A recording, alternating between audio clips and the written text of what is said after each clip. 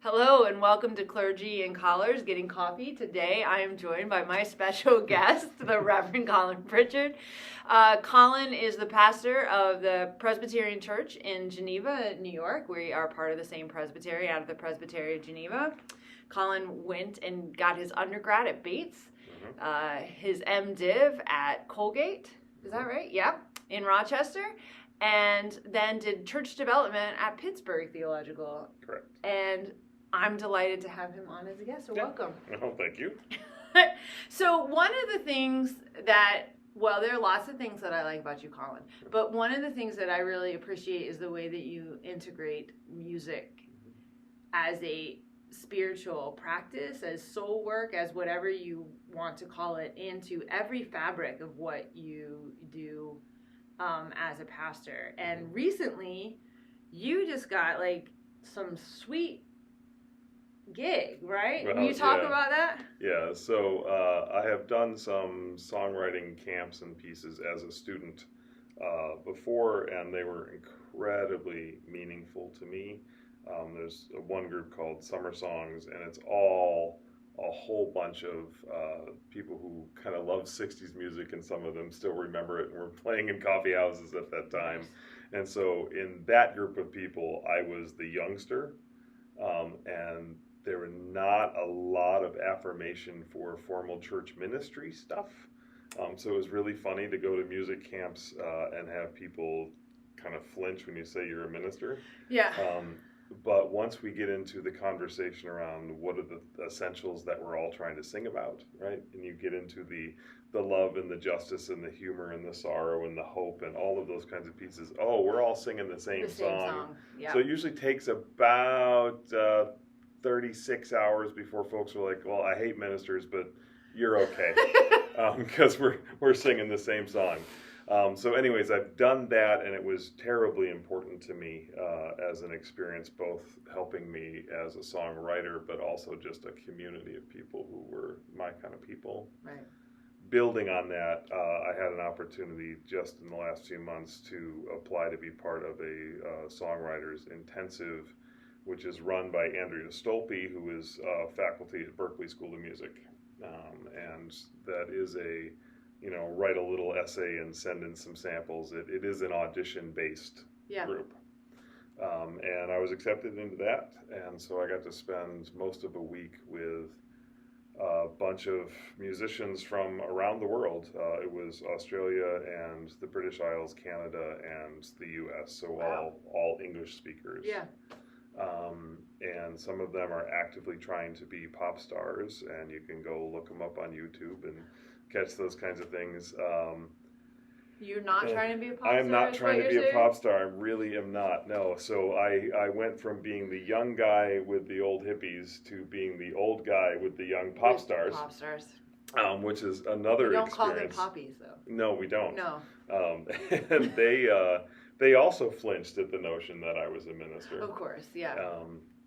But then we did lots of co-writes, so we literally were tasked with creating an original song in about 3 hours with a group of, so you're in triads that are assigned to you. So the leaders of the group would say, you three are going to go write a song, and by the way, you're performing it tonight and we're filming you. No pressure. Yeah, so go create together. It is really good that you have a profession where you're constantly under, though different, pressure. Yes. But I imagine that helps. Yeah, and it is different. It is very humbling and really kind of fun and extraordinarily frustrating to try and do something creative as a singular product with people you don't know.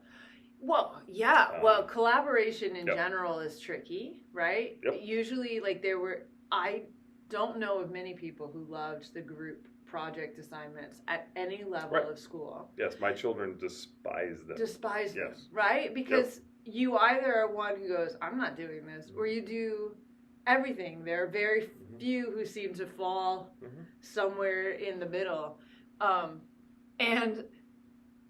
So then you're with people of different generations, maybe even different countries and cultures about how collaboration works differently, and then you've got to try to figure it out. Yeah, so you work in collaboration then, and how is that? Because of course you're not a kid in middle school or high school, or like your children, right? Or even whatever, you're older. Is it any easier as you get older, or are you like... It's, so it's fascinating because the various egos and skill sets come into play big time with musicians, but it parallels church life and how do you use the skills you have and the people who are there, and what are the expectations of that? Right, because your role is different. Very much so. Yeah. Very much so. Yeah, I mean, when I'm at church, I'm sort of the default.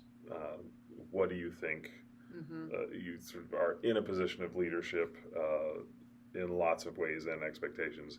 In the songwriting stuff, you figure it out every day. Right. Who's doing what and who can do what. Do y'all play the same instruments?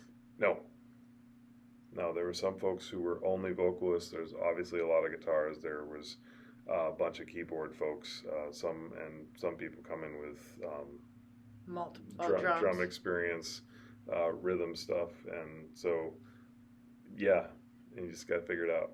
And you have no idea when you're triaded together to collaborate. You have you got nothing. It's just you have this window of time. Go. And so we ended up, the first song I wrote was with a guy who teaches, I think, actually at Yale in American traditional music. And he and his wife live in Virginia and sort of keep the Appalachian song tradition alive. And so lots of bluegrass and those kinds of pieces, unmiked, and your Gibson guitars and the real twangy voice sound piece. Yeah. And a guy who is from France but is a resident of Canada and named his own little band after the Polish word for bunny. Okay. So the French Canadian and the Appalachian singer and the Presbyterian minister got together to write a song. So it's like the setup of an interesting joke, right? Yeah, I mean, it's definitely coming to BritBox near you. Yeah. So for sure. That's fascinating. I also wondered when I was hearing you talking about that transition from like youngster hippies to older and the poppies, which I'm just going to go ahead and call them. Yeah. How was their I imagine their response to you being clergy was different, because you're talking to people who grew up in like prime time, every single person went to church kind of America. Yeah. Right? Yeah. 50s, 60s. To like now. Yep. Yeah, so the distinction, and so you're jumping almost 2 generations there. Yeah. Right, so that the first group I was with, the respect they would have for religious institutions go back to the civil rights movement mostly. Yeah.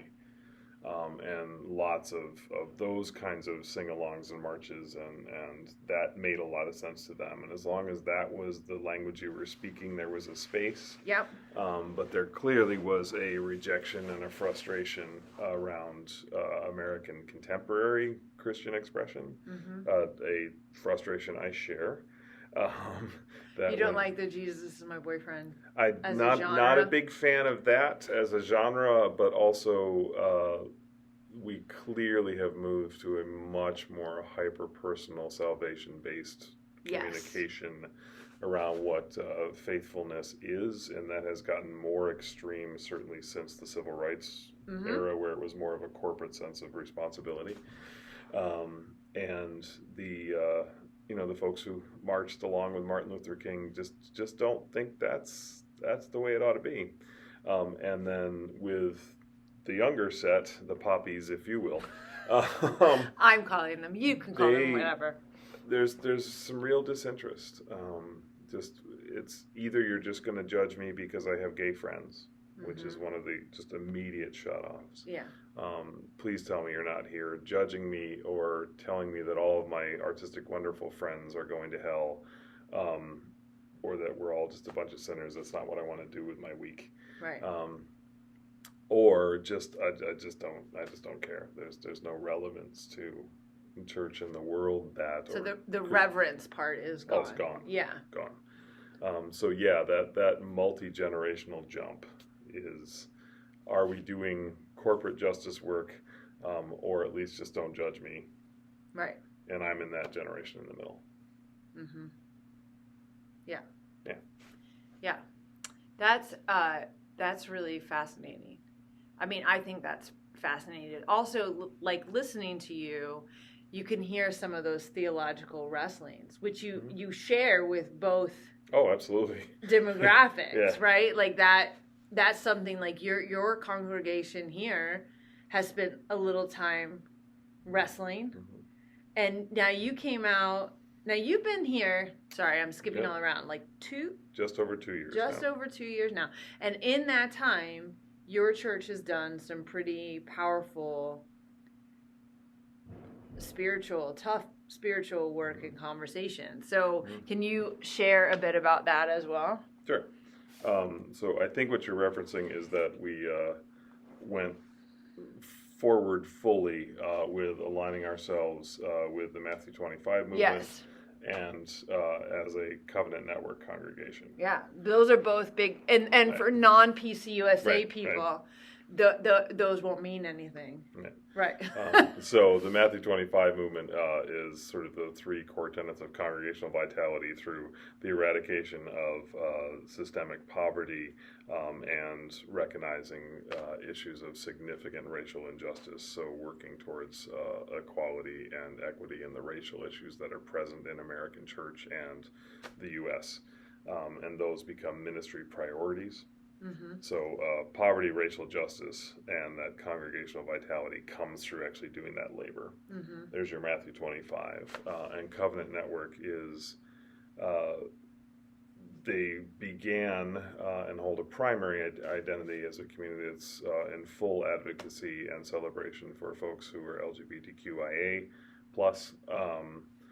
But also there is a sense of wherever there is exclusion or injustice, there's a space for a Christian voice. Mm-hmm. But what signing up for both of those things officially means is that we are standing in a particular place. It will mean that we say, yeah, we are committed to this inclusion. And I have really appreciated learning to use the language that we are moving from tolerance to celebration. Mm-hmm. And that's been an important piece here because for years and years and years, this community has been one of significant mission and genuine welcome. And there have been folks in the LGBTQIA+ community in leadership and in membership, and that's been true for decades. Right. What this does is say we celebrate the diversity of God and the ways that people are made. Right. And where there is love, there is something holy, and we delight in that. We don't just say, well, we're not going to make a deal out of these other people, which is kind of that tolerance posture that a lot of churches have. But we say, actually, we celebrate that there's nothing wrong here. And as a matter of fact, there are things which are especially right here. We're all called to a very high level of covenantal community and love and sacrifice for one another. And wherever that is found, that's a very holy thing. But it does mean that you run the risk, which we all agreed we were willing to take, of going down the grocery aisle and, oh, do you go to that gay church? Right. Well, it's not a gay church. Right. It's God's church, where there are some people who identify as gay. Right. But yes, if the answer to your question is yes. Right. And we're willing to be identified as those people in that place. And it begins to direct our mission and ministry towards direct impact in the Geneva community. And we're just beginning now to get our feet under us around what it would mean to really be a multicultural, multiracial congregation. Yeah. And there's huge work to do there. There is no congregation that I'm aware of in Geneva as a whole that is really, truly diverse. There are congregations that are primarily African American congregations where there are some white people. There are some primarily sort of Anglo-Americans where there are some black people, and there are Hispanic church communities, which is a whole other conversation. Right. And how does that play? But yes, long-winded answer to your question. In the time that I've been here, the community was ready to make that move, but also, I think, longing for someone to say, if you need a first person to step over the line or hold the flag, I will do that. But we're all going together if we're going. Right. I mean, that's, well, again, it gets back to what you were saying about individualized versus this communal aspect of being saved or faith in Jesus. That is a communal activity. While there are personal aspects that can strengthen our faith, our faith is lived in this communal space and setting. And it also sounds to me like your church transitioned from being, I guess, in the school bullying language, right? You went from being bystanders to upstanders. You're not just like witnesses, but you're bearing witness, which are very different ways of moving in the world. Because while at one point you might have been silent at somebody else's action or at the larger church's action. Now, if you see those things being done or that those hurts being, even if it's not directed at you, you've made a promise that, whoa, if we're celebrating you, yeah, I mean that is celebrating us, right? And we've made the commitments. Now we need to learn the walk, right? Right. So those things, yes, you're also describing an ideal towards which we strive but have not yet attained. Right. Well, I mean, right. That's most of us, right? Right. But yes, there is, the language of direct impact as opposed to passive viewing. Yes. Yeah. And that's the direction we're heading and have chosen to head. And I will say, I am utterly delighted that the overall leadership, and this is all on public record, so I can stick it on a podcast, right? But it was a unanimous vote from our ruling body to have that happen, which was... It's amazing. I knew it was going to go forward. I did not know it was going to be a unanimous. That was surprising in a blessed way. And the other thing that has happened is we have seen fairly significant community response and some congregational response right off the bat. We only officially announced this Thanksgiving of last year. And since that time, as of next Sunday, we will have welcomed in 20 or more new members. That's amazing. Many of whom are, in part, identifying that clarity as part of the reason they want to be here. I think that's wonderful. That, along with a unanimous vote, gets you, it's just the constant affirmations by the way the Spirit moves and works, which is fascinating. And you also, that is something that you do. I have witnessed you doing at meetings sometimes too. Is pointing out, like, not giving answers, but lifting up some questions of considerations to when you talk about, like you were talking about, impact, right? And not doing something is also an action, or doing what we've always done because it's the way we've done it is also an action. And those are rather passive stances. And even if you might vote with a majority, to ask those questions for people to consider different angles or viewpoints, I think is a very much needed voice in any community. Biblically we had those people, right? That's even the role of Satan, right? Was as a devil's advocate, if you will, right? Yeah. Is to call the question. That's part of the whole Job story, is that sort of play on, no, I think I could. Let's just see, right? Is pushing the boundaries and the questions just a little bit more. So where are places then, thinking about that, where are places that you think maybe we as a broader church, there are some things that we really need to begin to think about? Maybe we're even already too late and it's running away from us. So, I mean, that's a huge question. Yes, I don't ask small questions. Yeah, well, I know, I'm just kidding. And part of it is, some of it sits in some the other work I do. I am one of the new worshiping communities coaches for the denomination. I've been doing that for more than a decade. So this new outreach and ways of doing ministry has been a conversation for a long, long time, and was a mentor pastor in the Early Ministry Institute for 5-6 years. So did a couple cohorts with that, and so there was a generational piece there. And so that where could the church do better, or what are we looking at, is an enormous question. That being said, I am a huge fan of a couple basic rules. One of which is from Paul Nixon's book, I Refuse to Lead a Dying Church. And the other is some church development language and pieces that I don't have a identifying author for. But one is the 50-50 rule. At least 50% of everything you do in a spiritual community should be committed to people who are not in the room. And that is a stunning number when you hold it up against what most of us do.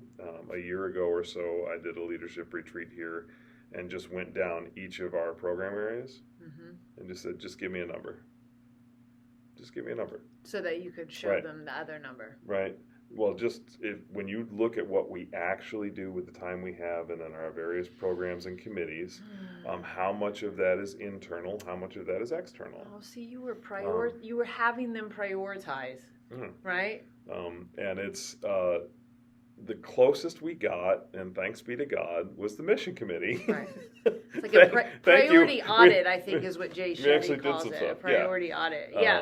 But the 50-50 of and this is old language but remains powerfully true. You know, the church is one of the only institutions in the world that exists for the benefit of the people who are not in its membership.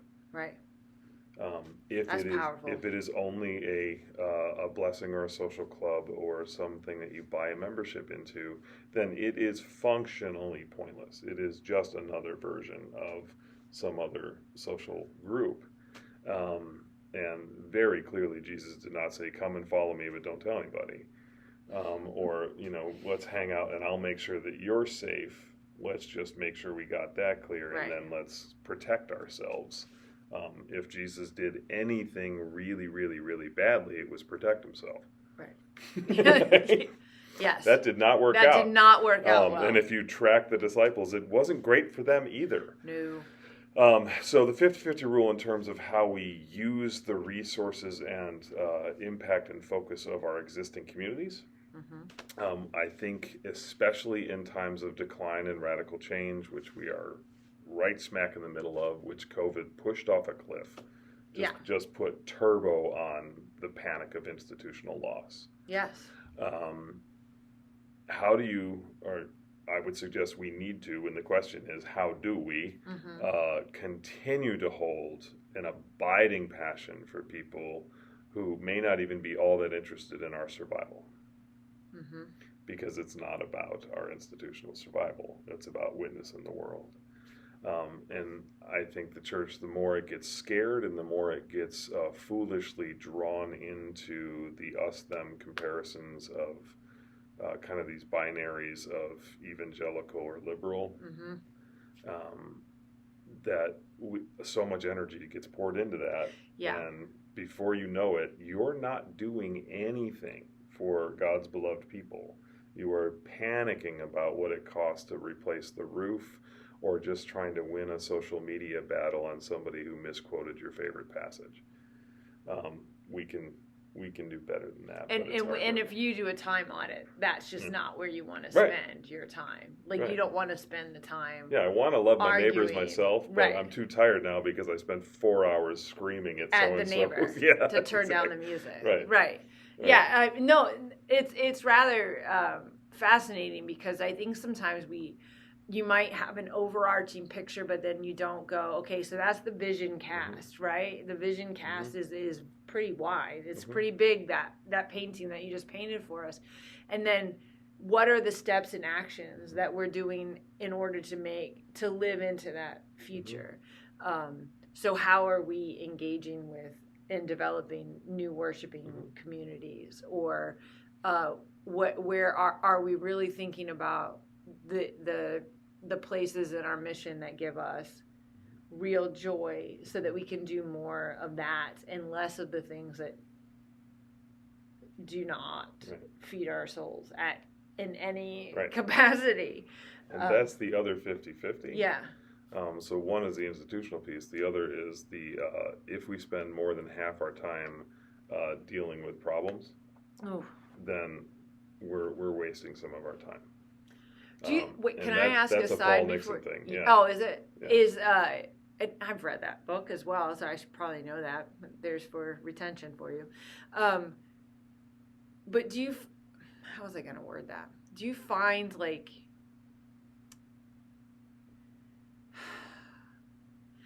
when we're wasting our time, when we are just butting heads like that, I think we're not getting to the root causes. Yeah, of course not. Yeah. Right? Because if we got to the root causes and could maybe name that, then we wouldn't be fighting over. Like I'm just like, I'll just give a very churchy example of, say we're going to paint this room, and people are like, well, we're just going to repaint the color that's there. When someone's like, well, look at this picture here. Let's bring out this particular color and make it would change the whole vibe in the room.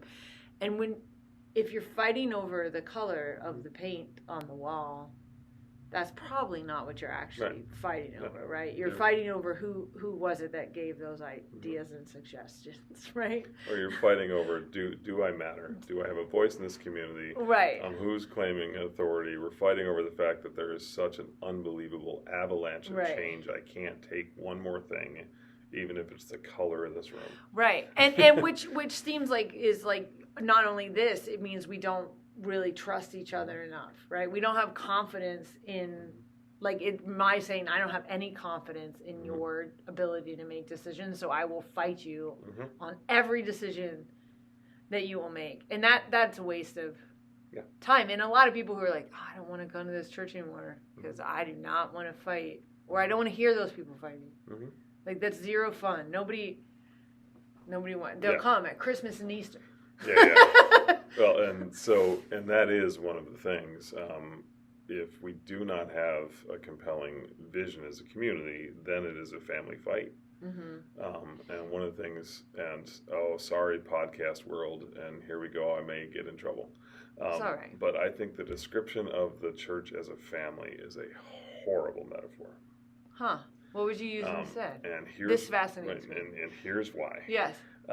Because families are inherently kind of self-protective.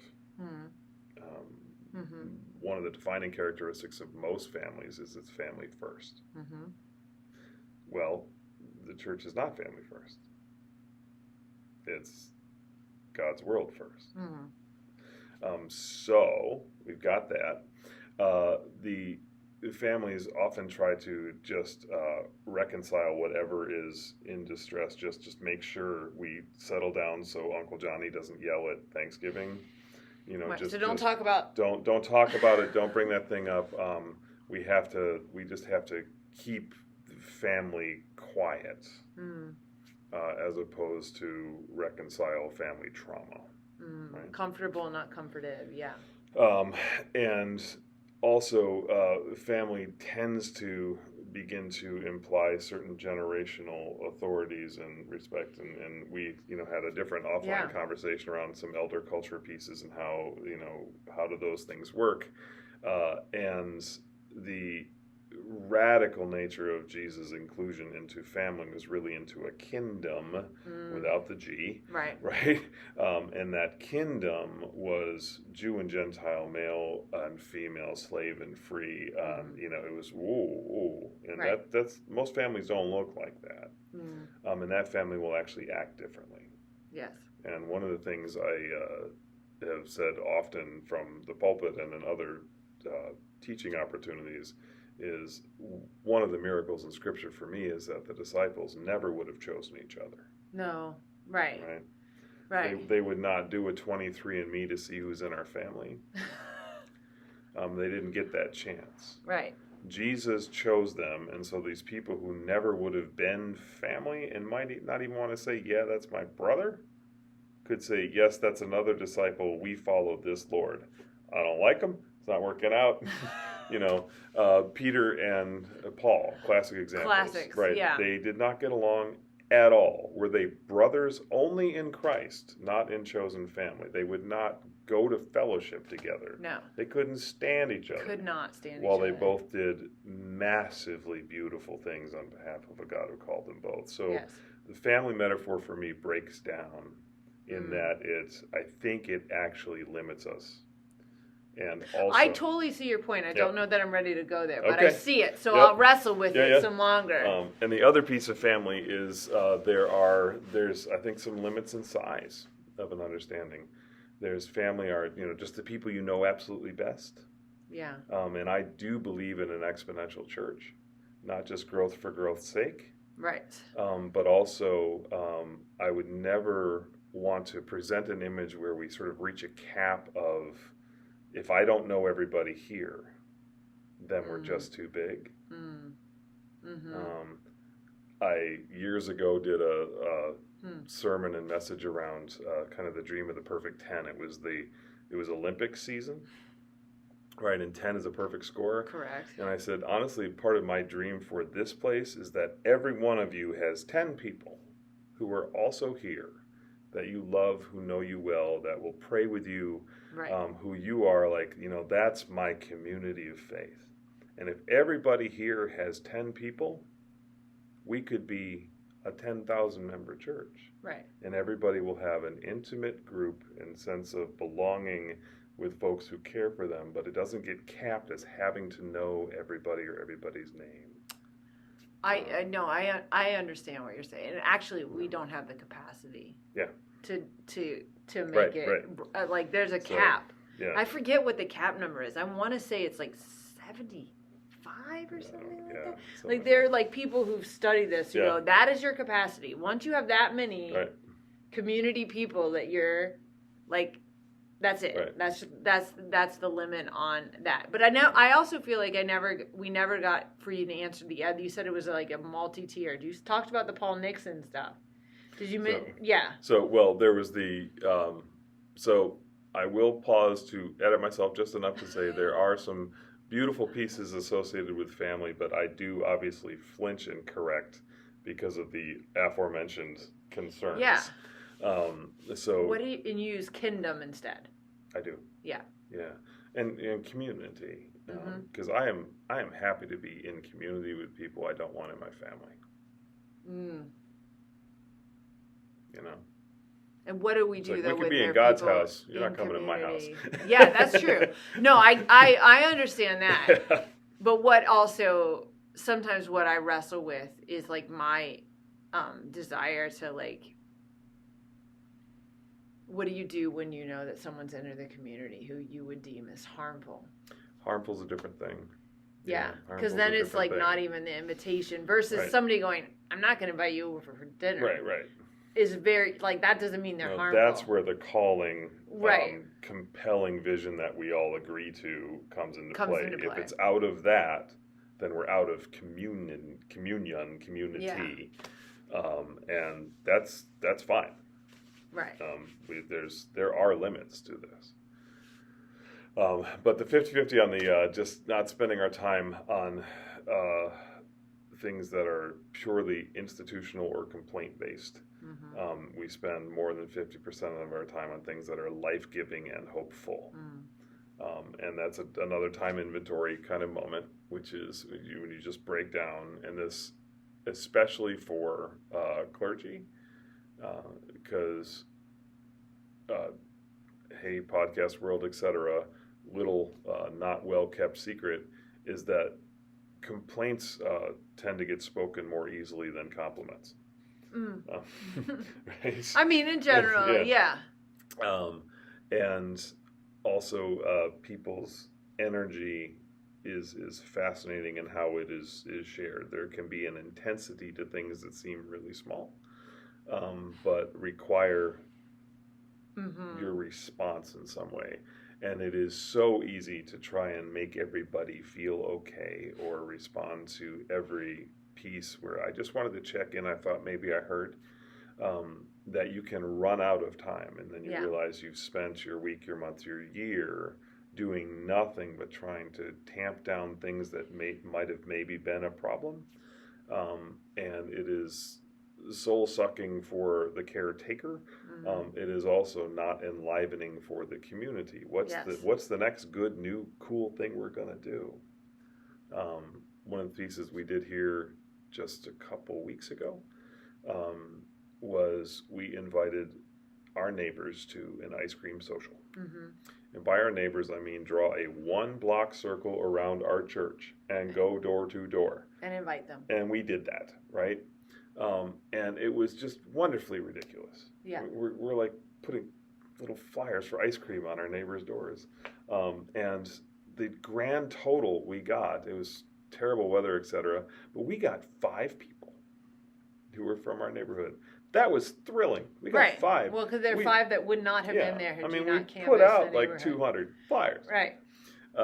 And we know that there's huge diversity and lots more people than that. I was going to say, though, if you continue to do it, they might be like, man, these guys are always inviting us to this. Well, because you guys have a strawberry. You still do We do the Strawberry Festival. That's coming up in a couple weeks. Right. Yep.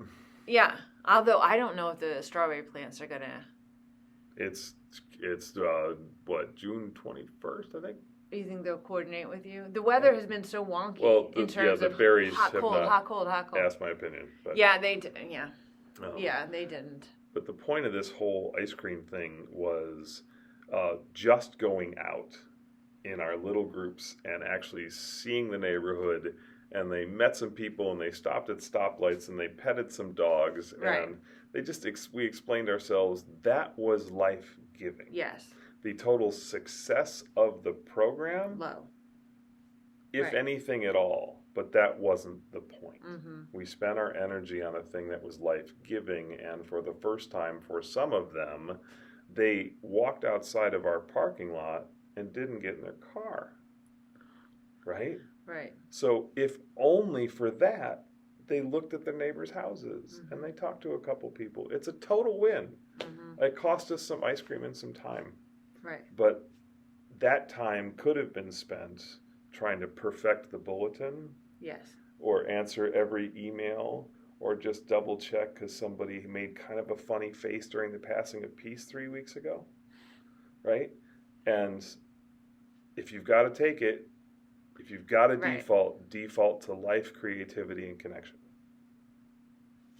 Yeah. Yes, that's good. That's generally, I think, healthy advice. And I think it's very easy also to get stuck in some of that. I had to have a conversation. A come to Jesus moment in my parenting, right? I have had plenty of them, but like trying to give my child feedback. Well, what he wanted was praise. And I gave that, but I didn't give it in the order that was appreciated. Yeah, been there. Yeah. Right? So then it was the wrong way. At the wrong way. And so it was learning for both of us, right? It was learning for me to go, look, I'm hearing that you want me to be a parent who just tells you how awesome you are. And only how awesome you are, right? And I will be always like a huge cheerleader of yours, right? I'm on your side. But part of growing up and being in relationship with people is about the feedback, right? Like, I'm far more interested in people's feedback versus, which I'm hoping is constructive, right? Versus just the criticism, right? Feedback is not only criticism. I don't ever want to feel like I'm getting a grade for the things that I'm doing, right? Because I don't grow so much with grades. If everybody's always like, that was great, and that's it, then you're like, oh, I'm getting, A's. Why am I'm not gonna work harder, right? This is obviously it's always good, and but then there's a problem in thinking that you don't, like, the growth happens in falling down and getting back up and trying something new and flubbing it completely.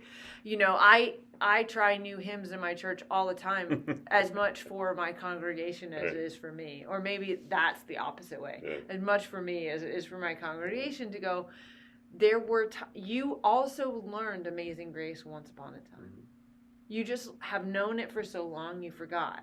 Just like we learned how to do this. When you remember that you learned how to do this? When you've had a stroke and you're rehabbing, or you had shoulder surgery and you're going through PT. And then you're like, oh, I didn't always know how to do this. I had to learn how to do that thing. And so it just, for me, it's one of the ways that I hopefully stay adaptive is by those, like, small challenges or pushes or whatever, but also being receptive. And I had to be receptive to my child's feedback, saying, okay, if you're going to critique me, can you praise me first and then give me the critique? Sure, that I can do.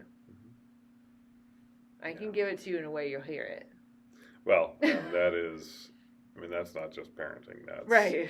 Anybody who's attempting to communicate to another person. And one of the huge tasks of ministry is a communication one. Because you can say all the truth in the world, but if it can't be heard, you're just yelling. Yeah, even if it's quiet. Yes. Yeah. And so one of the, I've been heard to say and often seek to remind myself that, it's what can be heard, which is different than what is true or what must be said. Right? Yeah. The what can be heard is a really important question for me. And as I've gotten older and older in ministry, I'm now into decade 3. I am a lot less loud, and it's not because I'm exhausted, and it's not because I've quit. It's because hopefully there are times where there's a filter of like this can't be heard right now. I believe it. It's worthy of saying. But there's going to be another forum, another format, another opportunity where something can be heard. And then it is my responsibility to speak and communicate. But right now it's just wasted energy. I would like to get to that point. Well, and I don't live there all the time. But, but at the best, there's people who know me well, like, you're really quiet.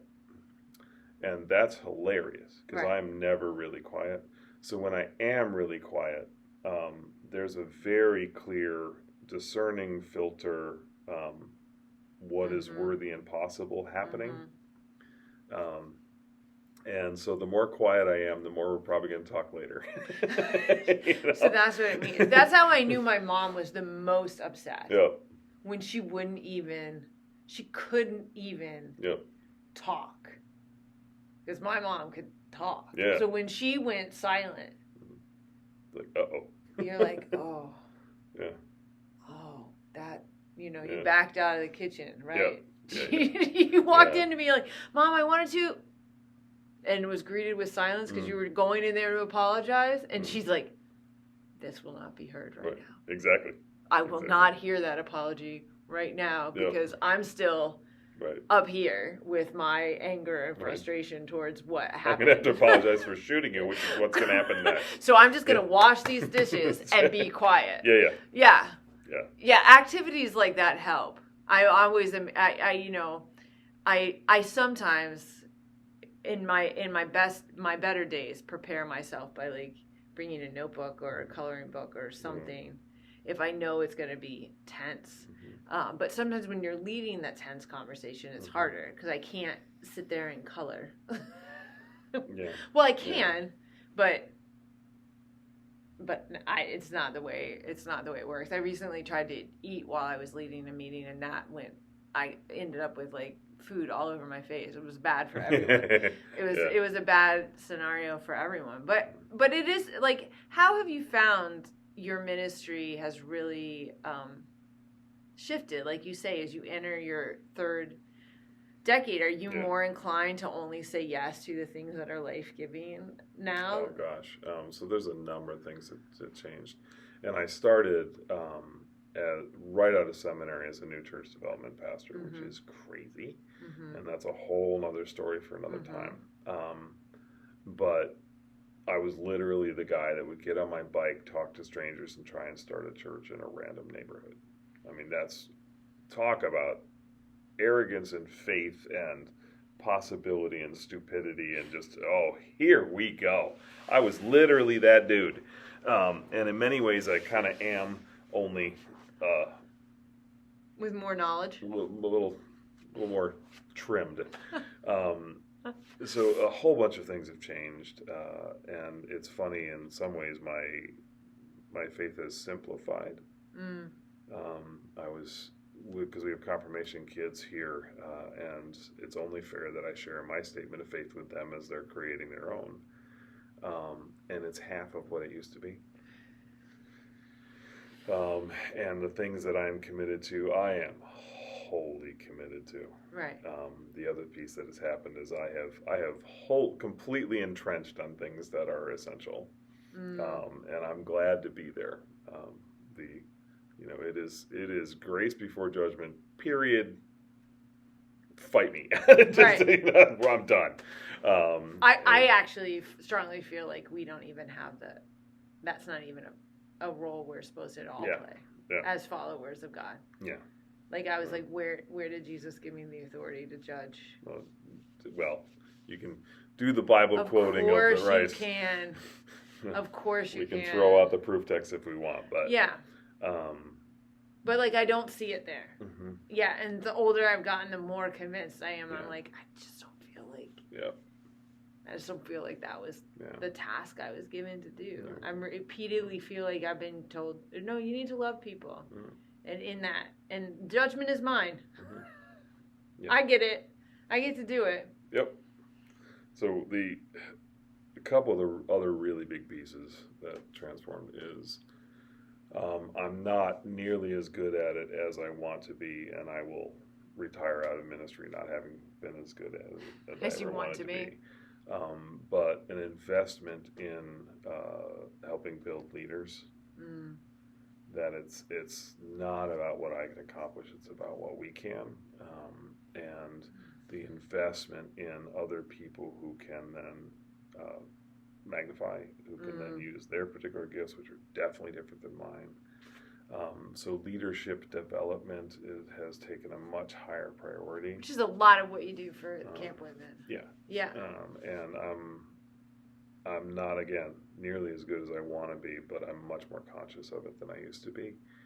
And the other piece is really choosing to be grateful as opposed to becoming bitter by the transitory nature of volunteer community. That is a good mouthful right there. That is a good mouthful. And what I mean by that, right, is churches, people come and go. And they come and go for 1,000 different reasons. And the ones who die, we know why they left, right? That one's pretty clear. Yeah.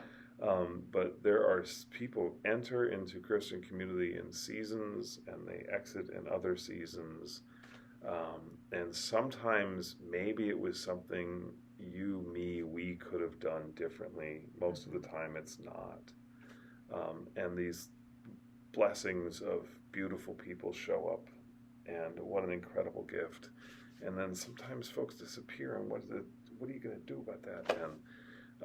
And then there are the stalwarts who, one of my great joys in this community right now is there are folks who have been members of this church longer than I've been alive. Yeah. And I'm about to turn 52, and it's just a joy for me to look out while I'm doing one of my Colin things when preaching and just see their faces screw up in confusion. They're just like, what is he doing? And then as they walk out and shake my hand on Sunday morning, it's like, that was something. And I absolutely There's know. some holy feedback right there. I absolutely know they're going to be back here next Sunday. Right. And they're just humble enough to know that God has worked through all these various pastoral personalities and God will work through you too. Keep going. And just what a gift those people are. So to try and it is a conscious choice to be grateful for the actual people who are actually here at any given time. And not be angry about those who, for whatever reason, have not kept a promise or shifted in a life. Or rage against, why don't other people understand and get here at the speed and rate that they did. I want them to.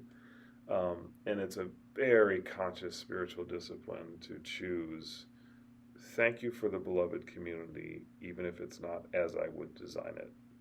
Now help me be truly welcoming, encouraging, and make possible this space for others.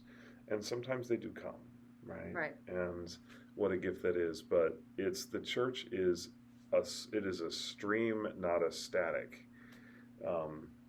It's gonna flow, and you're not gonna change that. Right. And you can either be bitter and afraid about that, or you can kind of delight in the moment and do the best you can to hold gently the boundaries of this community that is gonna change. Does that make sense? No, it makes perfect sense. It's part of, it's a huge, I was a kid and now still an adult who collects quotes of things that I like, though I think I was far better at remembering them when I was younger than I am now. But that's why even the tag in my email is that daily reminder, probably since I stumbled upon it at 15, of the French poet Colette's, you will make mistakes, so do them with enthusiasm. And it was like the first time I heard the call, of course, growing up, that's right, Dead Poets Society had just come out, Yep. I have Robin Williams ringing in my ear with sounding your barbaric yelp, right, as yelp, as quoting Walt Whitman, right? And that, notion and that fully, starting, I'm still trying to fully embrace it, but definitely much better than I used to be. I am awkward, and I stumble all the time. I don't pronounce half the words correctly. My grammar, no, I need an editor. Whatever. But I'm like, but it's okay. It's okay. We all need different things at different times in our lives, and instead of being apologetic about never being able to pronounce a word correctly, I'm just like, there it is.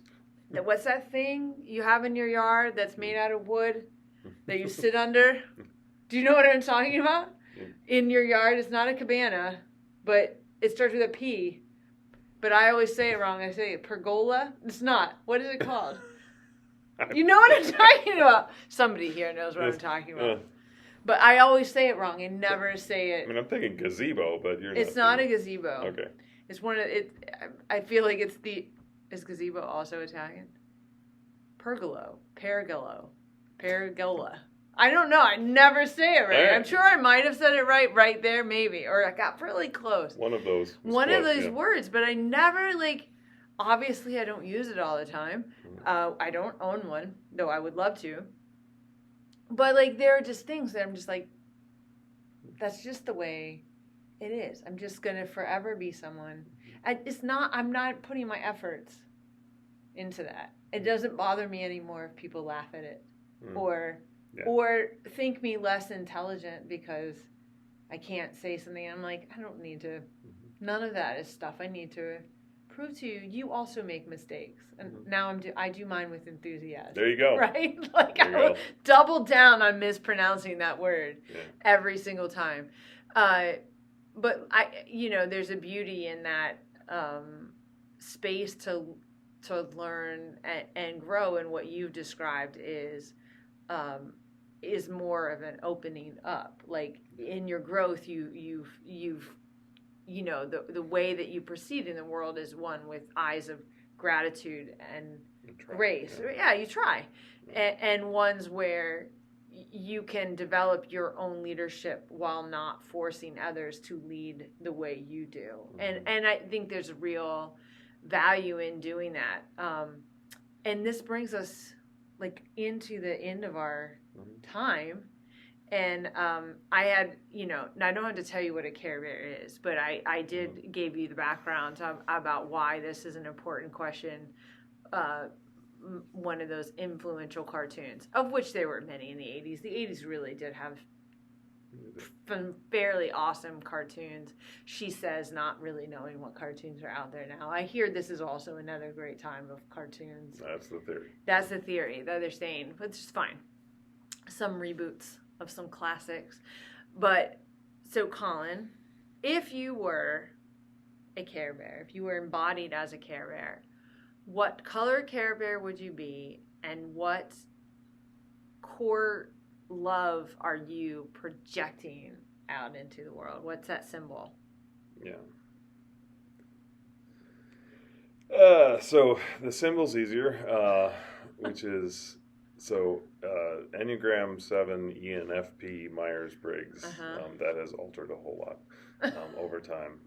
It's moderated quite a bit, but it'll be no big surprise. My symbol would actually be both hands, one which is extended that we might hold it.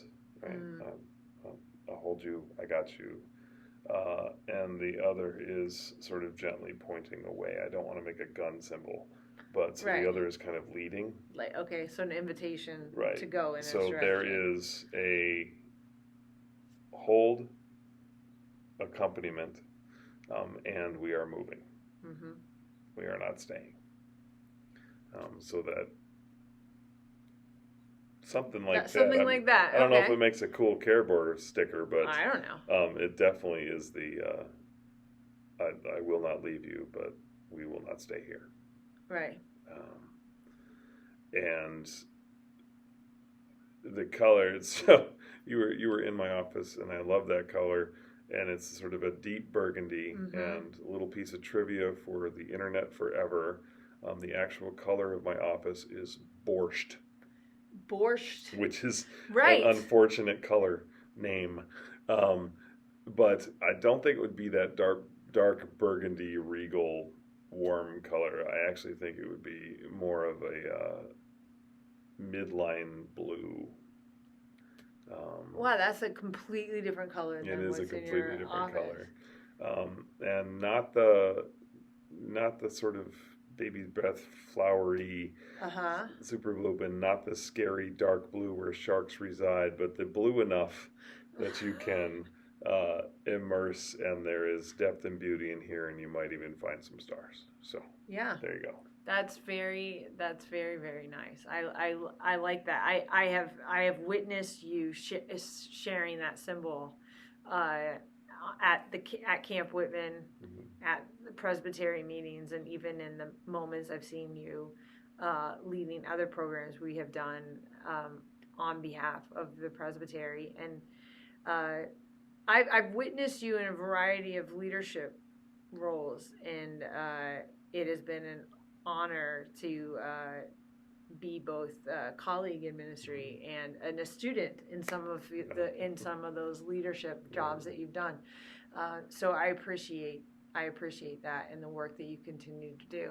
And thank you for being on this podcast with me, and for sharing time, getting to hear your stories and some of your current theologies or wrestling or where the Spirit is leading you. It's very exciting. Well, and this is worthy work, so thank you for creating the forum.